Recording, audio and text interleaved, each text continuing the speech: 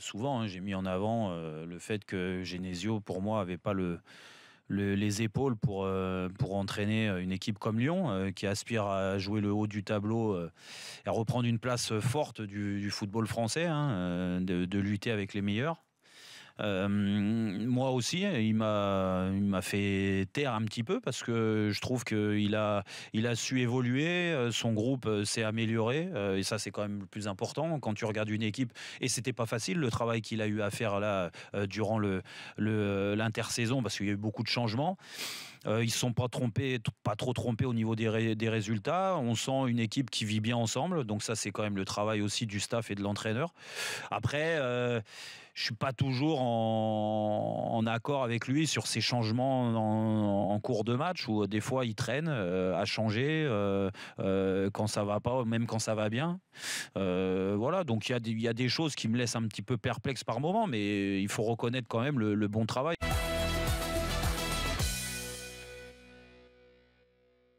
Lui-même, Genesio dit qu'il a évolué dans son management et que ça a été une de grosses parties de son progrès, de ses progrès. Donc ça, il faut absolument lui reconnaître. Et ça, là-dessus, on le suit. Maintenant, et j'en reviens toujours à ça, mais pas que pour Genesio, c'est pour le club en général. C'est un peu mon leitmotiv, je le répète sans arrêt. Pour moi, il n'y a que l'Europe qui peut être un révélateur pour ce club. Lyon, Ligue 1, c'est bon, ça colle, on sait. On sait, tu vois. C'est bon, on sait comment ça va, hein, à moins vraiment d'une saison rare comme celle de l'année dernière, ils font podium à tous les coups. Ils ont le budget, ils ont les joueurs, ils ont les moyens, tout va bien. Donc maintenant, Ligue des Champions l'année prochaine, tu décides de garder Genesio, tu dois sortir des poules. À moins de tomber dans un groupe de malades de la mort où effectivement, ce sera une excuse. Bien sûr, ouais. Mais les 2 dernières fois où ils y sont allés, ils n'étaient pas dans des groupes de la mort.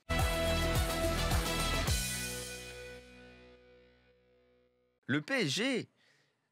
depuis le tirage au sort, tu as l'impression qu'ils vont vers une finale, alors que ça n'est qu'un 8e de finale. Il faut pas se tromper. Tu as l'impression que si jamais ils devaient vraiment réussir à sortir le Real, mais derrière, tu aurais une enflammade énormissime. Ils vont gagner la Ligue des Champions et ils vont se... Mais même dans la tête des joueurs.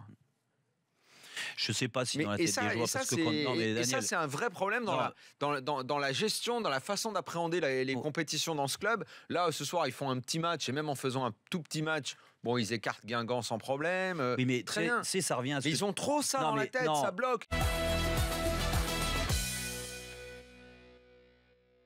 Quand tu laisses Gareth Bale, Toni Kroos, Marcelo, Cristiano Ronaldo, pas sur le banc, à la maison, que tu ne fais rentrer que Modric et Carvajal qu'en deuxième période, quand ça commence à sentir mauvais.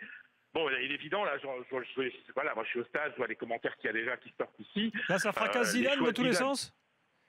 Bah oui, parce que là, on considère que Zidane n'a pas mis forcément la meilleure équipe possible ce soir. Il y avait quand même beaucoup de jeunes, etc. Et que le Real Madrid a gâché une occasion magnifique d'être en demi-finale de la Ligue des Champions, de la Coupe du Roi. Parce que maintenant, il n'y a plus que la Ligue des Champions et ces doubles confrontations contre le PSG pour continuer la saison là.